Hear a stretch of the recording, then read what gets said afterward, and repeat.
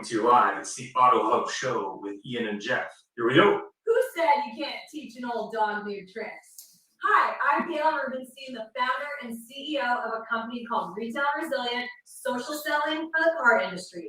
And we help auto dealers, auto agencies, and vendors in the auto industry sell more cars, service more cars, and make more money using our social selling strategy. That includes TikTok, Instagram, Facebook, LinkedIn, and anything else you can think of. So if you're looking to invest thousands and make millions, we're definitely the social selling company for you. Like I said, who said you can't teach an old dog new tricks?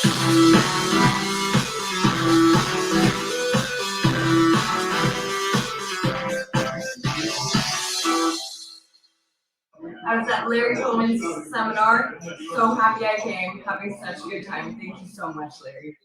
One of the best trainers in this area for sure. I don't know about anywhere else, but as far as I know, he's the best. So, told you, take advantage. Thank you for having me. I'm at Larry Feldman's seminar, and what I found is that what he's really good at doing with his knowledge and with his training, he's not filling a bucket, he's lighting a fire. Ways to improve. Every month we want to improve better on what we did the month before, maybe the year before. It's about how fast we can get the cars done with quality work to get it to the front line, because that's where we make our money. And the bottom line is, the longer it takes, the more money you spend. We want to get it down as low as possible. Right now, like I said, we're in a great stage. We're at 4.5 days. In recon, we want to know how quickly we can get the cars out of the recon process and to the front line. The average days in recon and then the time to line are the most important things to do. I'm Mike Burrell, and Service Director at JM Lexus.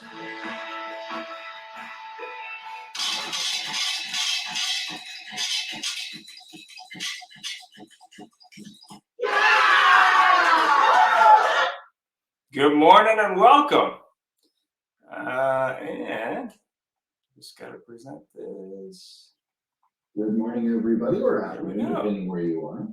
So I thought I would do some books just on women in leadership for the Women in Leadership show. There's many. These are 3 that I hadn't really seen too much, so I figured I'd choose them. Women in Leadership, Nice Girls Still Don't Get the Corner Office, and How Women Rise. So if you haven't read them, those are ones that are supposedly very good. I haven't myself, but disclaimer, Jeff, go ahead. Good morning, everybody, and thank you for joining us. Before we do the disclaimer, do our mission statement, which is trying to make dealers better one show at a time. And boy, oh boy, we're going to have a great show here with some people that know how to make people better. We're just so thrilled. And they happen to be women, which is the better group of people anyways, right? Exactly. And of course, our disclaimer is very important here because Larry's in live. Hey, just kidding, Larry. Is the views and opinions here in the show are those of our guests, not necessarily that of the Auto Hub Show or Jeff or another time. Yeah. And feel free to take a look on our website at autohubshow.com if you didn't read it. And then, of course, the show is Getting to the Top Masterclass for Women. And a special thank you to our our Square sponsor and our sponsor on live, of course, 2 of our sponsors on live, VidCalls, and of course, Larry and Gail. Thanks for coming on. So go ahead, Mr. Jeff. Well, thank you. One thing I have to comment, Gail, in your video there, you can see that when there's the gentleman and the woman and the gentleman there, the guy's making the deal, he's sitting there going, nah, I'm not pleased at all. And then, of course, whenever Larry's slide comes on, he looks down because he's just so shy. So we have 4 extremely dynamic ladies on today, and this is the Women in Auto Masterclass. And basically, no, it's not a class, but it's to give you hints on how to move forward. And we all know that the car business is not exactly known for its openness to women, and you'll all share how your journeys came there. And so we're very excited to have you on here. I'm going to introduce our guest and ask you just to answer this first question. Actually, tell us about yourself and your business. I started this business as a blank, and my roots where I am now was due to blank. First guest, the first person who logged in this morning is our very good friend Brooke Furniss from Chicago, joining us. And by the way, I'm on holidays here in Mazatlan, Mexico, so that is why I'm wearing my palm tree shirt with a palm tree in the background. And Ian's up there freezing his butt off. So Brooke, please tell us about yourself and answer the question.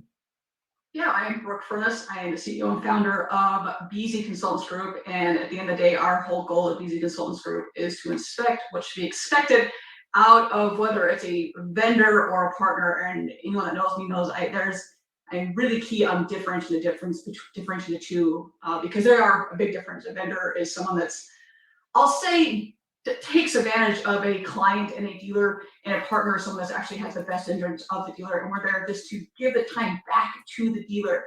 We've been called a lot of things. We've been called a fractional CMO, we've been called a chief marketing officer, but we're really just there to give the time back to the dealer. Let us inspect those reports, tell our product announcers, look at to say, hey, this is working, this isn't working. We really don't care who you use.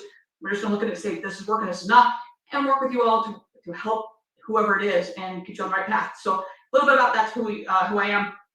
Do have a podcast called Fact Not Feelings. Hence, everything goes back to that. It's just that looking at the data and working the data. So, to your question, I love these questions. I was looking at them beforehand. I was like, man, these are awesome questions. I love thinking about them. So, I started the car business as a strategic. It's a mouthful, but what really is, it was a consultant for a CRM company, and we would go in and not only work with the CRM and look at the data and help them with the tool, but also with their processes. And my road to where I am now, honestly, when I look at it, it's based on dedication. It's going to be based on hard work, listening to my clients, listening and learning from the industry, and continuously learning and improvement. And honestly, a genuine desire to help others. That is first and foremost. If I can't help someone else, I'm not listening and hearing to what my clients need and how I can help move the industry forward. I'm nowhere without any of that. Wonderful. Thank you very much. That's great. I now know more about you too. So next we have Kasica, who is I got to become a very good friend of ours. We've met her at shows, etc. And just a really dynamic person who's got a great story in the business as well. And so, Kara, introduce yourself, your business, and of course, tell us about you starting the business and my road to where I am now with you too. Yeah, so good morning. Great to see you guys again. It's been a few months, and it was wonderful doing your show when we were at the Automotive marketing event. I head up the sales team here at Nation Safe Drivers, which is an F&I company that I'd say our sweet spot is roadside assistance, plugging that into many F&I products for F&I providers in the industry, as well as for insurance carriers who have auto insurance, plugging roadside into that. What's interesting about what we do here at Nation Safe Drivers is we have really great partnerships with F&I providers across the industry. And I like how Brooke laid it out, partners or vendors. We definitely hone in on the partnership and not necessarily considered competitors of these F&I providers in the industry, but very complementary. And also, I think what's fascinating for me is I started the industry in 1998, and I was in grad school, and a woman that I was in school with, brilliant lady, she had just joined. She was employee number 2 of a business unit that had just formed, a Great American Insurance Company in Cincinnati, and they were focusing on building F&I products for banks, OEMs, credit unions, TPAs, third-party administrators, and they were looking to add some folks to their bench to really start creating these products. And she asked me if I'd like to join the team. And I will say it's been interesting because a lot of the folks who started early on in the late 90s and in 2000 are still in this industry. And they've moved on to do great things. 2 of the women who are my peers are presidents of F&I companies in our business. And it's been really fun to watch them play. For me, my road took me into sales. I really enjoy everything about it. I enjoy the competition. I enjoy the conquest. I enjoy, again, Brooke, I'm going to plagiarize you. I enjoy being a partner, listening and hearing what our clients want, and finding a way to deliver where it's and I know some people say there's never a win-win, but I believe there is a win-win, and there's a win-win for both of us. It is unfortunate that it continues to be strongly male dominated on the sales side for F&I and in the automotive space, but I am seeing improvement in that area. A lot of dealers, I've met with many of the big dealers over my career, and they're tapping into their daughters for their succession plans. I think I mentioned that in our last podcast, so that's very impressive. And in my role here at NSD, as I'm working with other TPA providers in the industry, I'm seeing more and more women showing up in the boardroom. So happy to see that as well. Great, well, thank you. It's a great story, and what I really like about our show is everybody's from different segments of the business too. And so speaking of a different segment, our next guest is Sarah Valentine. Yeah, first time I ever met you, I always thought it was Valentine, which nobody's ever done, right, Sarah? And if you could introduce yourself, your business, and answer the question, please. And thank you so much for joining us. It's a pleasure to be here today, and I feel like, gosh, we were just all together at NADA. I can't believe it's already March, but hi everyone, I'm Sarah Valentine. I'm the Vice President of Sales for Quantum 5. We are the first ever sustainable training tech in automotive, and it's been an incredible journey being part of this company. To answer your question in terms of where I first started in the business, so I joined the auto industry back in 2009. I had completely different ambitions and plans at that time. I have 2 bachelors in studio art and art history, with art history really leaning into the archaeology side. And I had full intentions to go do field research and go off and be Indiana Jones. Of course, 2008, some changes happened in the world. And in 2009, people with PhDs were taking unpaid internships. So I decided, all right, you know what? I gotta make a living. This isn't gonna work clearly unless I go back to school and invest more money, which again, people with PhDs weren't doing so hot at that time in terms of income. So I walked into a car dealership, and the rest is history. So I started in sales and moved into business development strategy. That has been probably the cornerstone of my career for the last decade plus.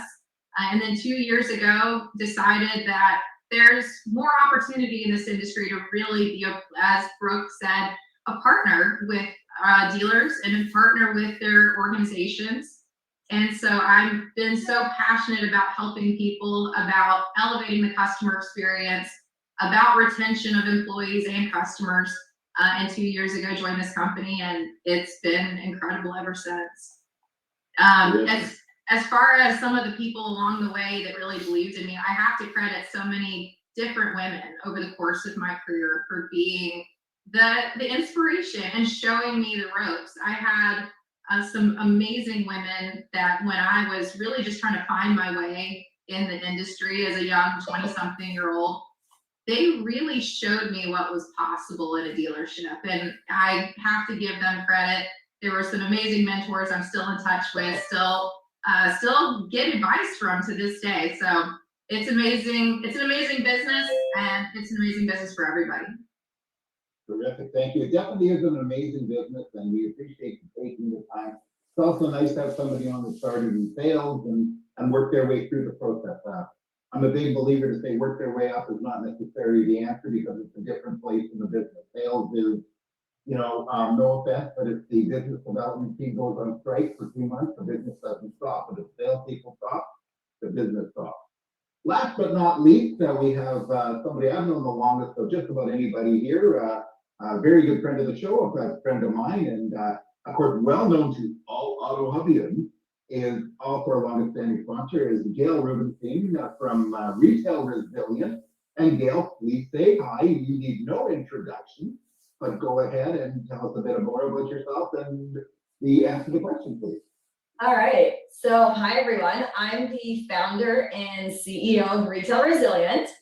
We provide social selling services in the car industry. So what does that mean? We train auto dealers how to do organic and paid social media in-house. If they don't want to do it in-house, they can outsource to us. So we have a marketing agency as well. But our goal is really to educate auto dealers how to build strategy and do all of the paid social in-house to generate leads and sales. I actually got started in this business as a $5 an hour employee wholesaling cars from Canada to the US. built a multi-million-dollar operation and was like, wow, I get $5 an hour and I was 16 years old. So that's how I started in the car business. I wrote their operating manual, trained their people, hired their people. Like it is my skill set. It is what I am good at. And I was making no money. And I was like, wow, you can make a career in the car business. So la-di-da, 25 years later, I now own my own company. And kind of what took me down that road is not, I mean, yes, I've had great mentors in the auto industry, like Sarah said. There are a lot of women that took me and showed me the ropes and like moved me up in my career. But there's two other things. So one is I do a lot of mindset healing work, like mindset energy healing work. And I won't get into the super details, but it takes a lot of energy and mindset to get where you want to go. And the other item is just a lot of the people I chose to work for. So even though they interviewed me, I interviewed them. Are they right for me? Will they grow my career? Do they actually care about me? So I've never worked for someone that didn't really actually care about me. I interviewed them as well, which is what got me to where I am. So that's my story. Perfect, thank you so much. I have to tell you something. One thing I've always found about hiring women and dealing with women, men are like, pick me. Women are, let's pick each other and I'll let you know. And forgive me if I'm doing this the wrong way. It's like dating. Let's pick each other and I'll let you know. It's 100% true. Like you'll sit, I'm sure as everyone been on here, the interview process before you will, I won't even say sign a client, but you'll go through it. If you don't fit my little, I don't know what word I want to use here, but it's like, no, it's not worth it. And if at any point during, even if you're on board with a client, if you do something that isn't in line with our values to one of our employees or goes out of that, I'll get both sides, but I'll drop you because it's not in line with the value statement. And no, it's not worth it. So I'm sure everyone on this panel will be like, yeah, that's pretty much the same. It's not worth it. Yeah. 100%.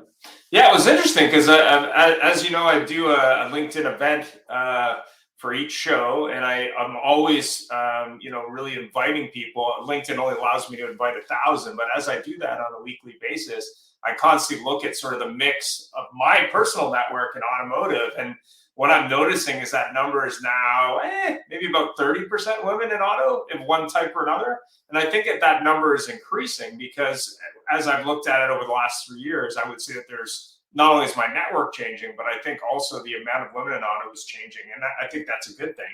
So, obviously you've been doing auto for a long time. Is the business easier for women today than it was obviously when you started? Let's start with Tara on that one.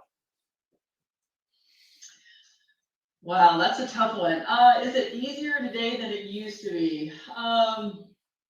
There are a lot of pressures right now in the automotive industry, and I'm going to look at it just through the lens of working with big dealer groups.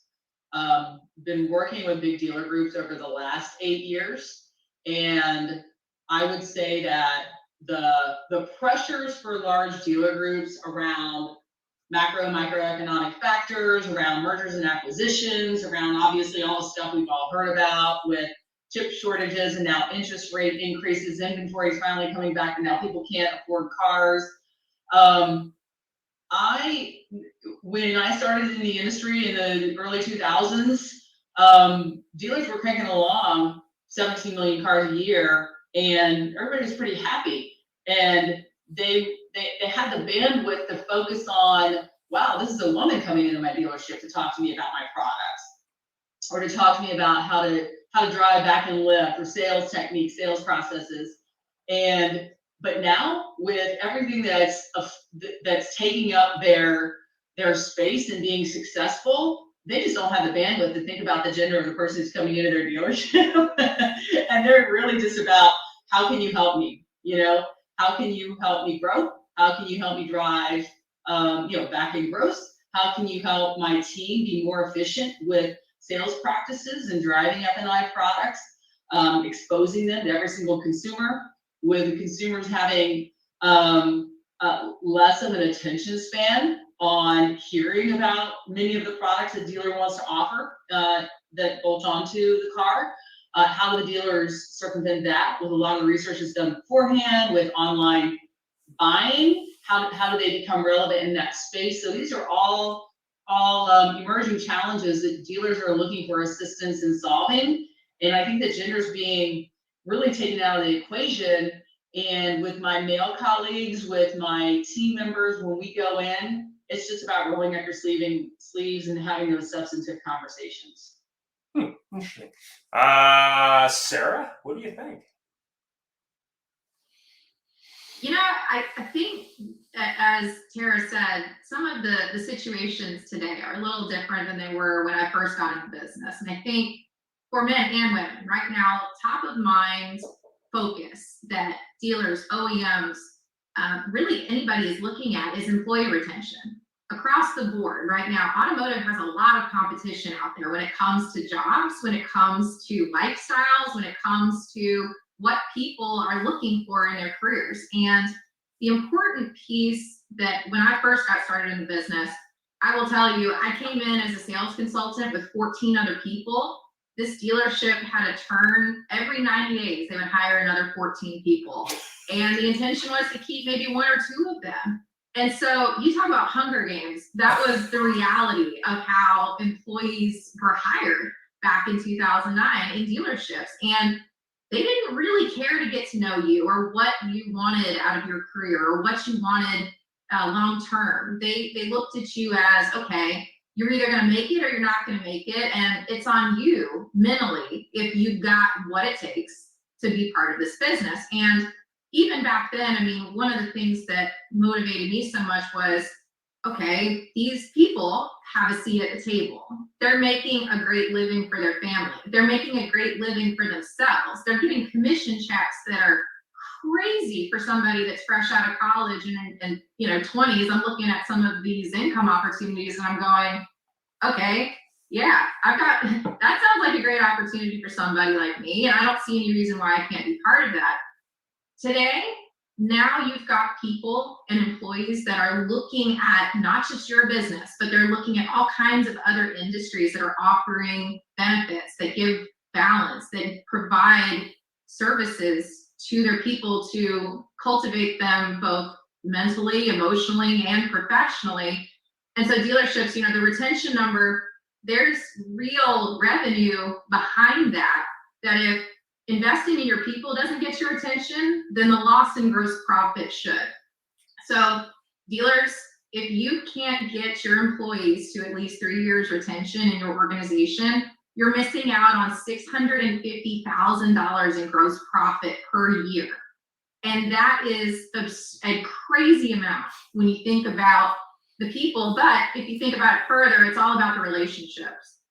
The individual service advisor, if you're a customer coming in and you see a revolving door of salespeople and service advisors, you're not going to feel comfortable going into that business. So really, I mean, the challenges are different than they were in 2009, but honestly, I think right now, this is a great conversation. It's a great thing to start to think outside the box about how we keep people and how we motivate women to be part of this industry and part of our dealers. That's great thoughts. I mean, we were definitely talking, it seems like a long time ago, 3 years ago, about average retention being 60% in terms of people flipping for all staff. And then for women, it was something like 90%. And we were like shocked by that. We were like, wow, that's bad. But yeah, when you're saying, yeah, let's hire 14, hope a couple stick around, that's a little bit crazy of a management decision. But I guess that's probably why they're having trouble attracting talent these days. Gail, what do you think?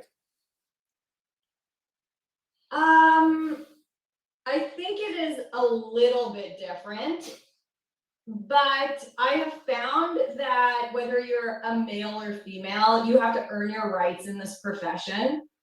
The car business is in your blood or it's not, and if you want to work your way up or you want to work in any business, whether it's male or female, you have to prove, like, especially in the auto industry, you have to prove that you can perform.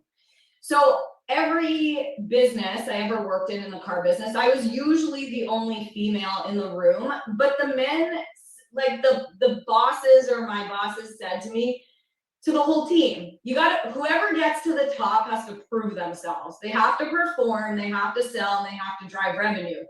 So I didn't necessarily find it challenging, like a woman being in a male dominated industry. I found it more challenging going, how am I gonna outperform these people regardless of, you know, whether they're men, women, whatever. Does that make sense what I'm saying? Like, I didn't really, I feel like it's very, I guess it's the same. I don't think it's necessarily something you have to overcome. Interesting. In my opinion. Oh, okay. Thanks. Brooke, what do you think? I know you're not going to have strong opinions.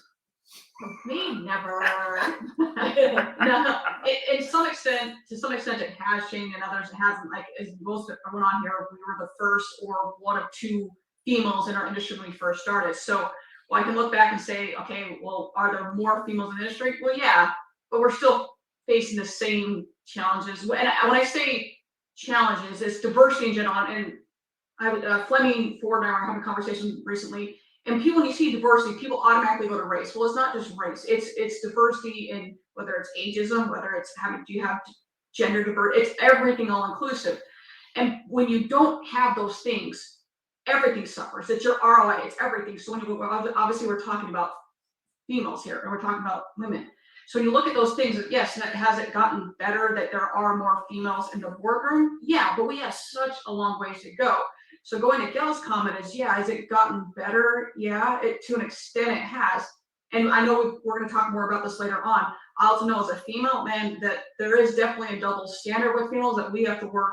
We got to know our shit a whole lot more than anybody else, because I know that if I did something and my male counterpart did it, I know that I got blamed more. At least in my experience, that was always the case. That I had to work harder and do more to prove myself more. And I also know as myself that I always put a higher standard on myself.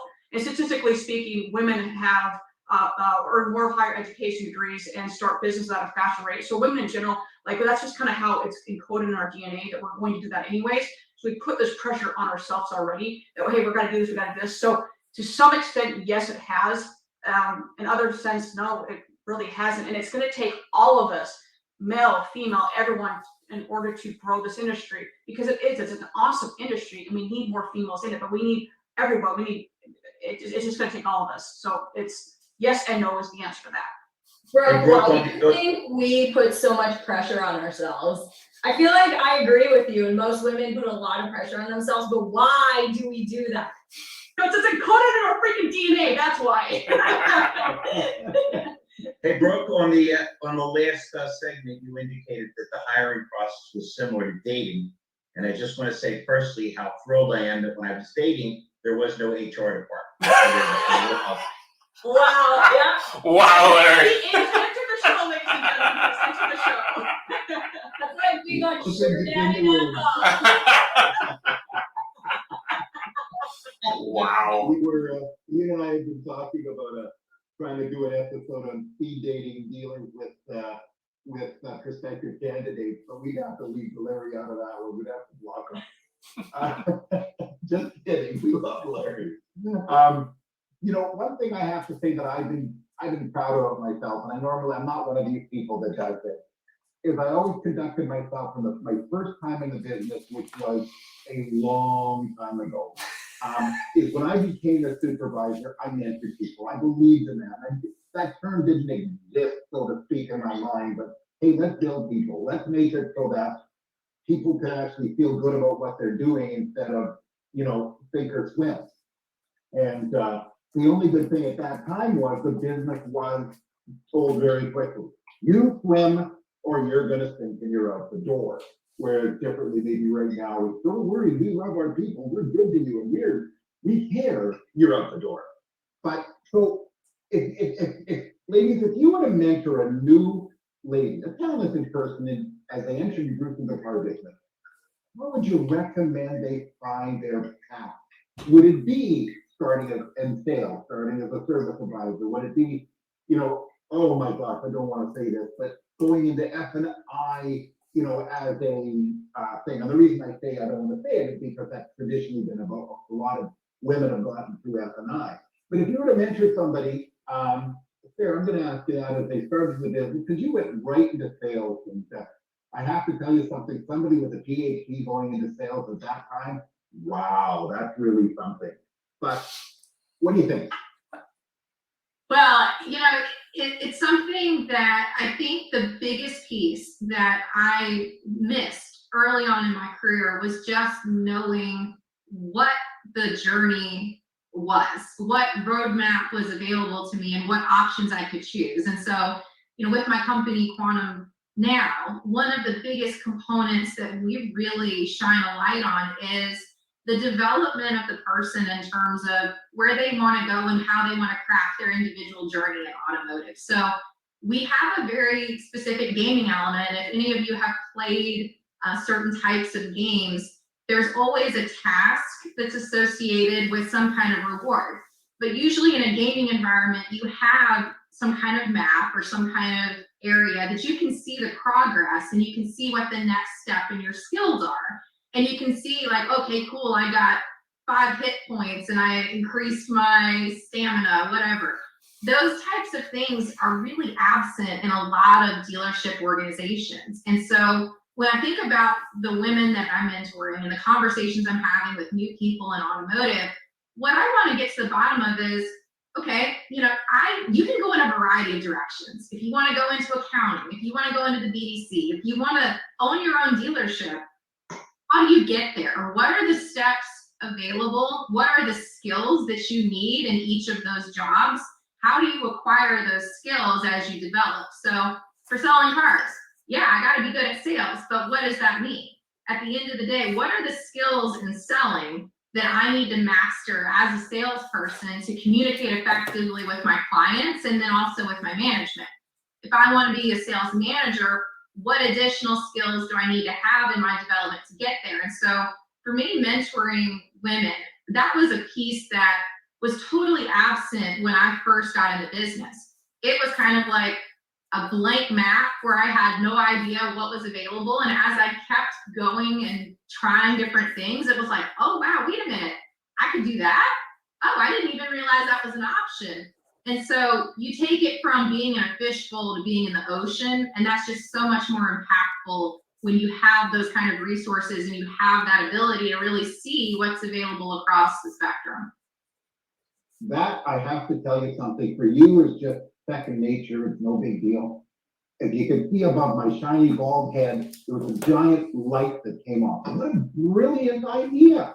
Could you imagine somebody joining a dealership, again, for you as a receptionist, to say, listen, the reception job is actually very important, and it is. We all talk about it, the dealers say it's the most important, but they never pay. And if they could pay $5, Gail, they probably still would pay $5. But could you think about that? Would you join as a receptionist? What's your goal? Well, I don't know. You could move into X and then Y and then Z, and you're an actual path. And as you're doing this, I think about the games I play on my phone right now, where it literally shows me the path, and I go, oh, what path that is? The purple section. Same old thing, but it's just a path.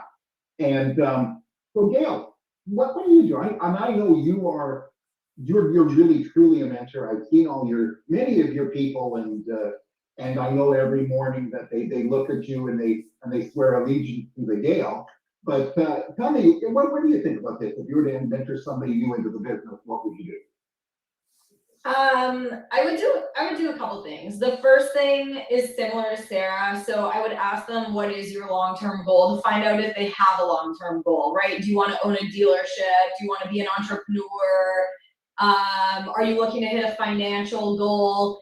And then start to roadmap the options to get there. Because I've been on the vendor side, I've been on the retail side, I've been on the wholesale side, I've worked at 5-year pay here, I've been in a new car store, a used car, like I've been around for way too long. So whatever their ultimate goal is, their ultimate goal might be, I want financial independence. I want to feel financially free. Okay, well, you could do that as an F&I manager. You could do that in multiple positions and just kind of walk them through a roadmap to get there.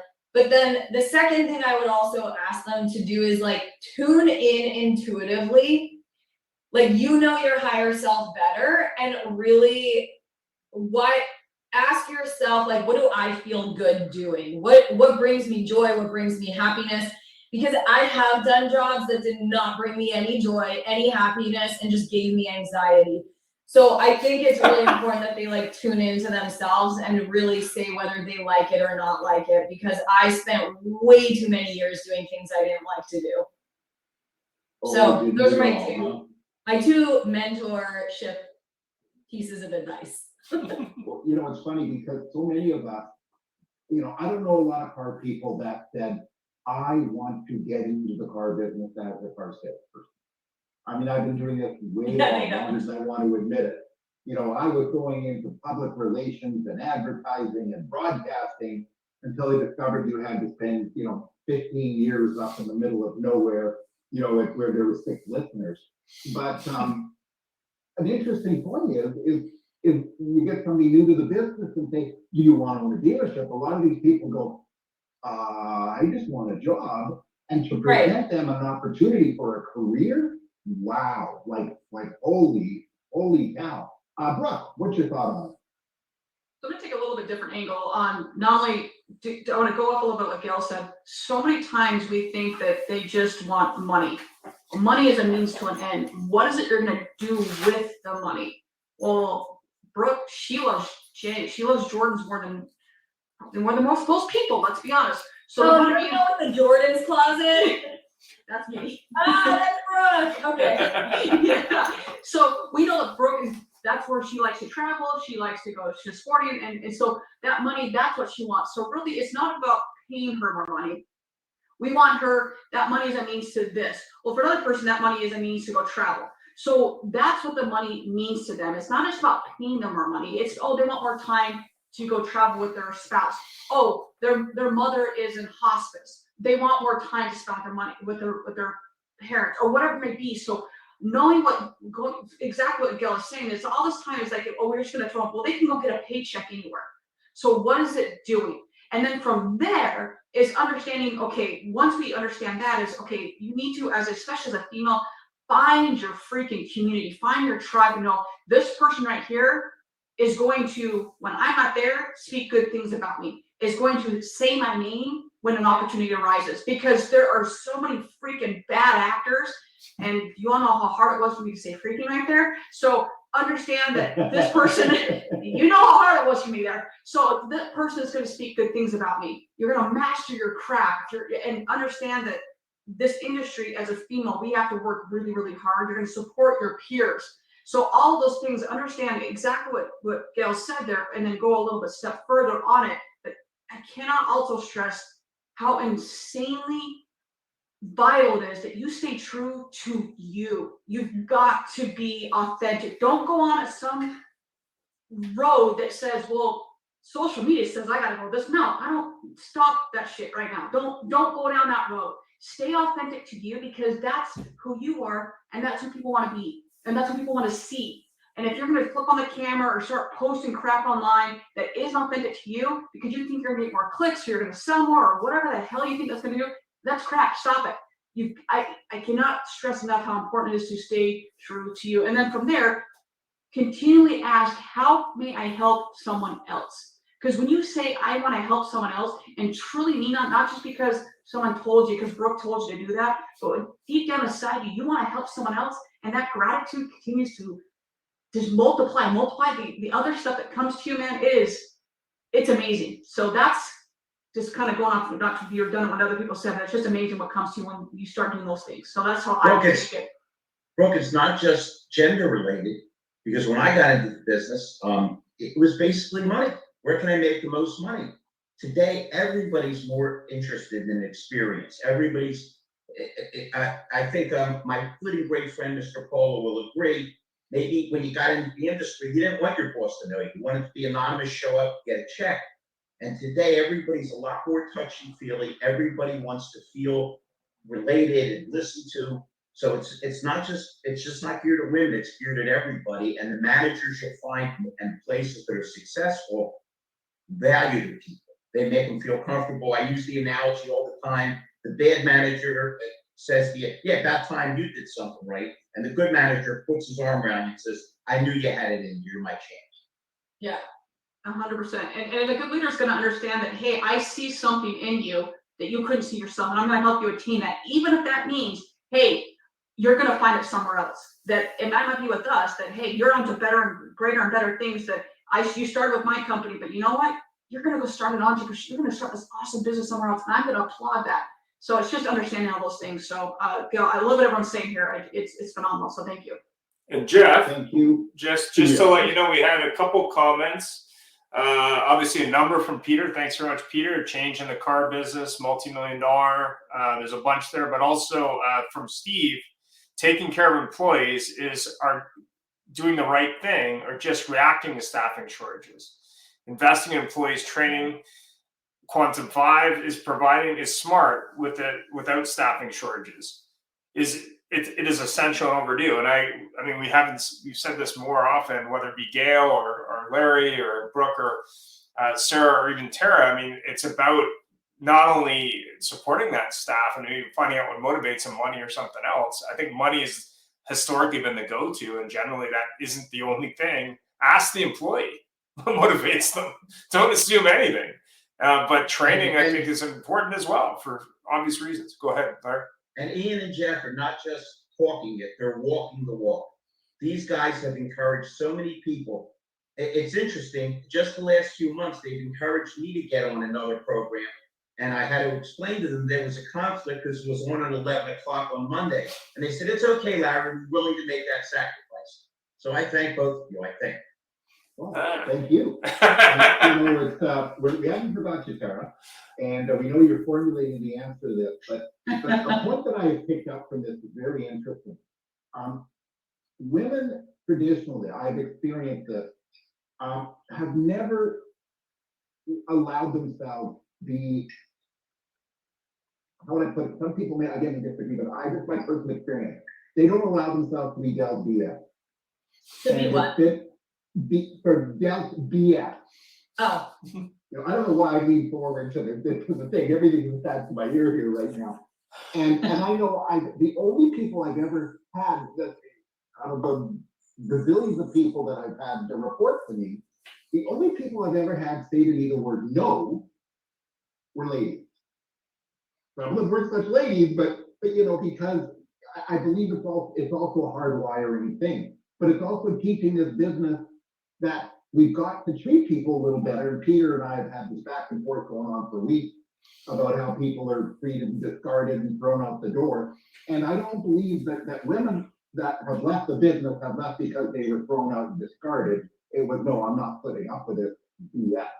But I could be wrong. But Tara, if you were to mentor a new lady into the business, how would you recommend they follow their path? Yeah, you guys have covered a lot of great stuff. I'll share that when I started in this industry, someone had mentioned no one says I want to grow up and be a car salesperson. So when I started this industry, I definitely just stumbled into it on the F&I side with my friend who invited me to join her company.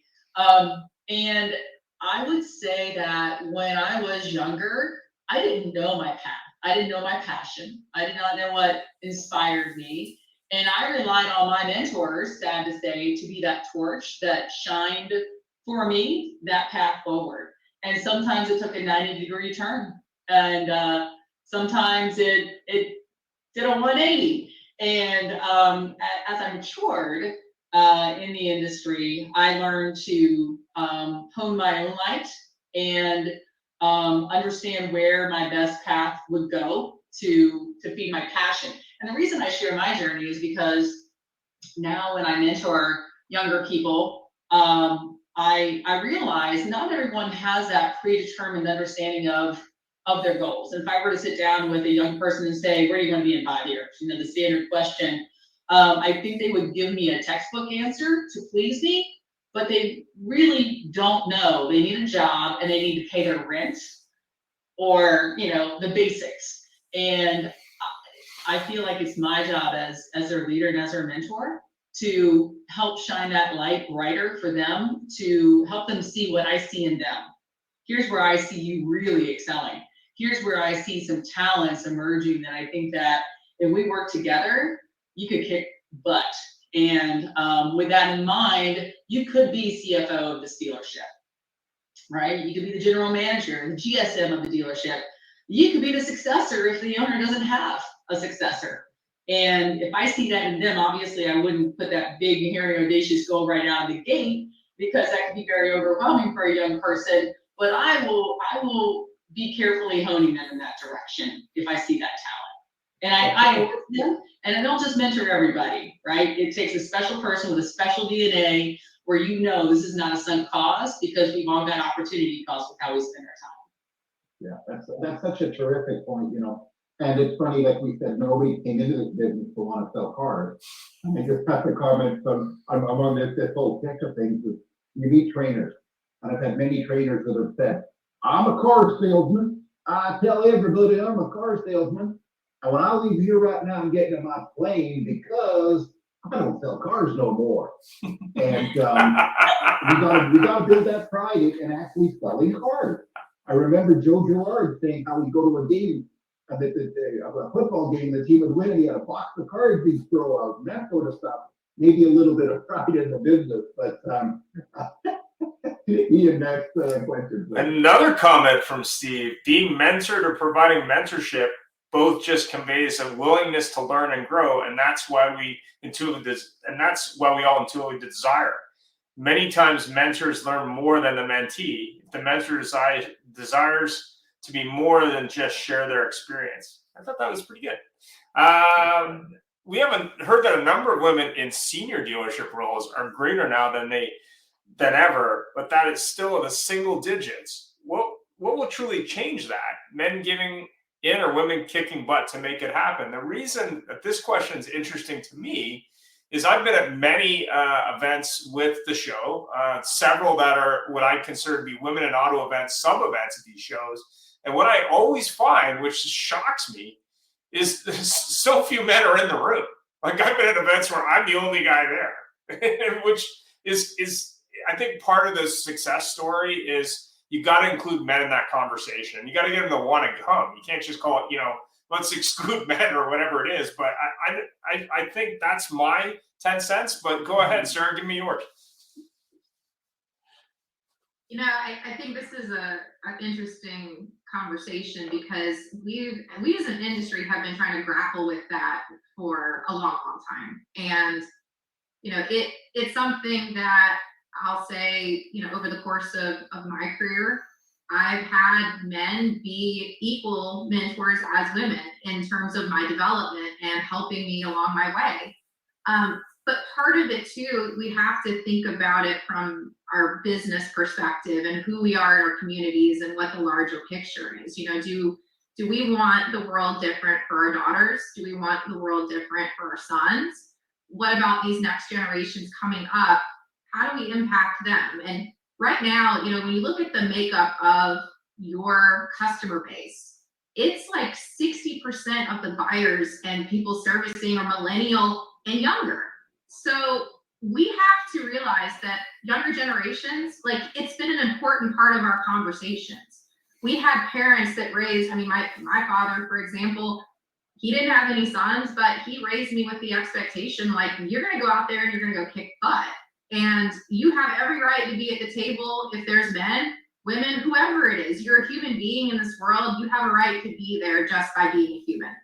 And that's such an important part of the conversation that we need to have in our organization is, do we have a diversity of ideas, as Brooke mentioned? Do we have diversity of thought? Do we have different ages represented? But more importantly, how do we make it better for the next generation? How do we make it better for our customers that are coming into our dealerships? Do the things that we're doing serve them? Because at the end of the day, if it doesn't, the answer is going to reveal itself. Our businesses are going to shutter. We're going to have doors closing. You're going to be acquired. There's going to be things that happen if you can't develop those pieces. So I think, as a woman in this industry, we just still have to take up space, and we have to be at those conversations. We have to find our men in the industry. We have to find other women in the industry that are wanting the same things, which is to make this industry better and be more inclusive and be better for the next generations coming. If we can find like-minded people that have those same goals, how we go about them might be different regionally, it might be different in dealerships, but we just need to continue moving the conversation. Thanks for all that. Oh, that's a lot. Appreciate that. And kudos to your dad. You might also want to know that Jeff has 2 daughters, so he probably has some strong opinions here. Retail, resilient. Gail, what do you think? I very much feel like I'm in line with what Sarah was saying. And I also find it really interesting that Brooke stumbled into the car business, Tara stumbled into the car business, I stumbled into the car business, and Sarah, did you? Yeah, so we all stumbled in. So you have all these women who basically stumbled in, who now are rising to the top or at the top, who are bringing that level of education to other women. I probably should promote this more, and I don't, that there are so many careers for women in this industry, and I don't, but I do find my team interesting because at one point we had 8 women and 1 male on our team, and I didn't intentionally do that. It just happened to work out that way. So I think conscious awareness of what's available out there, and kind of what Sarah said, like you find your, and what Brooke said, you find your people, find your tribe, and there is Women in Auto. I've participated in Women in Auto. I've been a speaker at Women in Auto. And they actually asked me to not speak about the car business. They asked me to speak about energy healing. And I was like, you want me to talk to women about energy healing at a car conference? Okay, but I actually think that would be more powerful if I talk about energy healing to the men than the women, to be honest. So just, yeah, that's my 2 cents. Oh, interesting. Tara, did you go to that energy healing session? No. But yeah, that's what Women in Auto asked me to speak about. And I talked about like, Your target audience needs to be. no, I talked to the group about using your voice. So let's say you're in a room with men. How do you use your voice and your voice energy center to properly communicate to a room of men so that they understand you and respect you? That's really what it was. It's like, how do you clear your voice chakra? Like it was, I was like, okay, here we go, let's do this. I've never heard of that, but it makes a lot of sense. Yeah. So Tara, what do you think? Other than energy healing, not to say if that's bad or good. I forgot the question at this point. Right. Back on energy chakra. Well, we're saying that you know, obviously the number of women in senior executive roles over the last, call it 10 years, has improved. What do you think we can do to enhance that or grow it faster or change that demographic? I mean, I'm not saying 50-50 is the right mix. Maybe it's 60-40. I don't know. I mean, The 2 words that came to mind right when you teed that up are confidence and confidence. And I run into a lot of terrific women in the industry who have built their career within one dealership group, and they absolutely have full confidence. But the common denominator, again, with many of them is confidence, surprisingly. And I compare them to their peers who have risen to the number 2 jobs and the number 1 within those dealer groups, and they have confidence. And I wonder why. I mean, I haven't spent much time thinking through that piece, but just that missing component is just having confidence and stepping up and saying, I want this job. I'm ready for this job. And hey, this ain't the only game in town. I can find this job over there. And then, you know, moving yourself in a direction where you can be most marketable. And I think that oftentimes I see women get stuck from loyalty to one dealer group. And it's that loyalty factor, probably that trifecta, confidence, and loyalty factor, that sometimes gets them so stuck that they don't they don't unplug and go to where their skills can be, they can get the most return on those skills, be it at the pay level, the responsibility level, recognition level. For some reason, it's that loyalty factor that gets them stuck. Well, it's interesting you bring that up. There's I think it's a show, it's based on the Addams Family called Wednesday. And they were talking about how she got that role. Supposedly she called the casting person every day for like a year. And I was impressed by that because you don't hear that much anymore, right? You just don't hear it. Guys do that. Yeah, I was like, I was impressed by that. Anyway, go ahead, Brooke. I'm like still going off of Tara's comment there, and I'm just like, it's so true. It's so true. The amount of, and that's like a whole deeper lesson of the amount of time that women get stuck in any type of relationship, that it's just the loyalty factor that you're stuck in a bad situation. So, or you feel belittled into whatever this is with work. We'll stick with work there, but it's a couple things to think of from a facts standpoint is that women currently, 65% of new car purchases were done by women, and then they influenced 85% of all purchases in relationship. Excuse me, sorry. And so when you think about that, you're like, okay, wait a second. So we influence a lot of the purchases, right? And if you go into non-B&B, it's like it's like 85. I think it's 85. It's really, really high. So then we're looking at, okay, so does it take? It's already been said on here. It takes both of us, because if we can sit there and pound our chest about, we need to be more involved, we need to be in boardrooms, we need to be in this, well, then we're literally just screaming at the wall, and it does absolutely nothing, because it takes both sides. Ian, you so poetically said this, is that you go to these conferences and you're like, and there's literally not a single other male in the room. Like, what are we doing here? It cannot be, it's gotta be both. And I've seen so many organizations that do a phenomenal job with this, where it's, okay, but how do you get there though? You can't just be like, all right, we're gonna start picking people out and throwing them up there that are unqualified. Well, no, you can't do that. You start small. If you wanna hire X, you have to hire X, and then train them, get them, but you have to have that at the very foundation and work that up. You can't just magically do it. I mean, once again, going back to Fleming Ford, where we were talking about how she started, like, they had a company, they're working, they wanted to have a work on getting X type of whatever, but you have to start at X to get there. All right, we want to have more females in the workplace. We want to have more females in our leadership roles. Well, then you got to hire them first. You can't just hire them. You have to work backwards to work forward. Okay, if you hire them, how are you going to keep them there?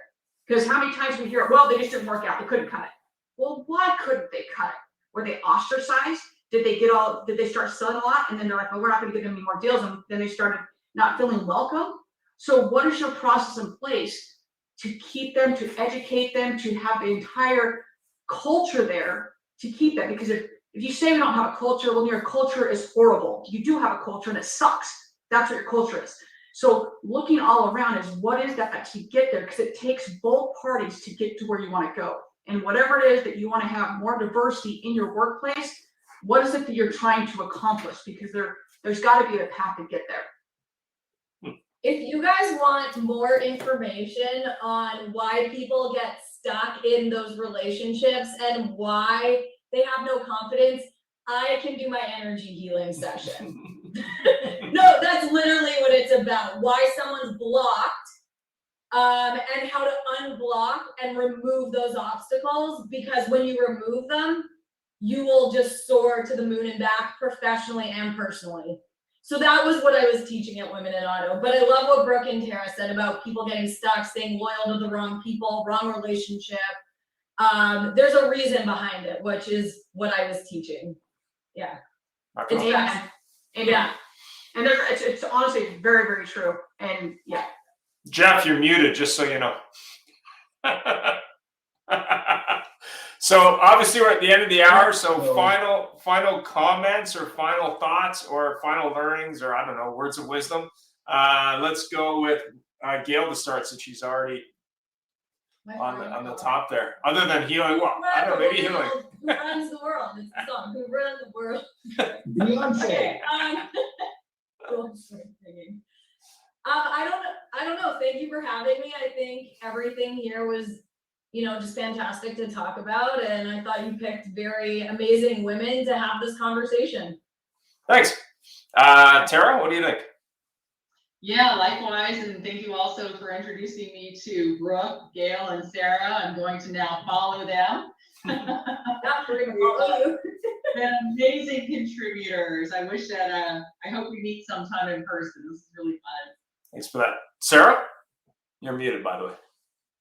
Yeah, this has been such a great show, and I think that the last nugget that I would leave everybody with is, you know, we talked about retention being so important and attracting talent to your organizations.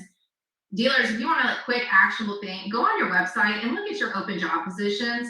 If you've got language in there like must have 5 years experience Reynolds and Reynolds, is that really necessary to being a service advisor? Is that really something, having whatever CRM or DMS experience, really the thing that is going to get you a talented salesperson? So let's start the conversation there. There's a lot of obviously amazing women in this industry. There's a lot of amazing talent out there on both sides of the pool. So I think this has been an amazing discussion. I've learned so much from Tara and Gail and Brooke, and thank you again for having us. Thanks. Brooke, other than shoe advice, what do you think? So, yes, I'm gonna turn the right of my camera here. The only thing I'll say is if you're unsure of like, hey, how do I do this? Go ask your females in your dealership. They're sitting right there. Go ask them. If you're like, hey, I don't know. I know that 91% of females feel misunderstood. Go ask your females in your freaking dealership. And I know that Peter said that he wants to jump in here. Peter, you had a comment, thought. You're muted. You're still muted. There you go. Okay. So just quickly, as Ian said, that he goes to the women in automotive conferences and he's more than often the only guy in the room. I've gone to a couple myself, and it is absolutely frightening that there is no male involvement. How can we learn without the intelligence of gathering that information? We just can't learn. We can't move forward. We can't develop our businesses to being businesses again. There's so much to talk about. I can't wait to next week's call on the podcast, because it is all about bringing people into this industry. And it is imperative that we look to women involvement in the industry. As the statistics show, they're the #1 people that are driving it. Why are we ignoring it? So I celebrate everything that is being said by the women today. The intelligence is fantastic, and I appreciate it tremendously. Thanks very much. And to give you a sense of how funny this was, we were at a conference, I think it was in Las Vegas. The Women in Auto event was, first of all, crack of dawn early in the morning. And second of all, to get access to the room, it was at a hidden door that was hard to find. So it was not only hard to get in there, you couldn't see the door, which I thought was really interesting. Anyway, thanks very much, everybody. Any final thoughts, Jeff, from Mexico, other than police? Well, my apologies there, because one thing about being in Mexico, you can't rely on nothing. So there was power out, and so I had to switch quickly to my phone, and so I thank everybody for being there. Leading the show, it's just great. I love having all of you people on, and ladies, you guys you create the best shows. And there's some shows that Ian and I are kind of like looking at each other, going, "Oh gosh, we got to keep this moving." You guys have such great information. My final comment on it is it was funny enough, Sarah, you mentioned about going in and seeing your hiring process, etc. I reposted something yesterday of some person unrelated to the car business that basically said CEOs and everything, you should actually go and pretend to apply for your company and see what kind of a silly process you've got and the hoops that people have to jump through. And if we make people jump through hoops where they don't get a response or they don't get anything, can you imagine what it's going to be like to work there? But thank you all so much for joining us. I greatly appreciate. Yes, Tim, you've left, but I will enjoy the fruity drinks. Trust me. We'll see you next week. We're going to continue the conversation. Bye-bye. Thanks for joining us. It was a great show, and follow us anywhere you would like on your favorite podcast, on Facebook, on LinkedIn, and of course on our YouTube, or subscribe to our own channel.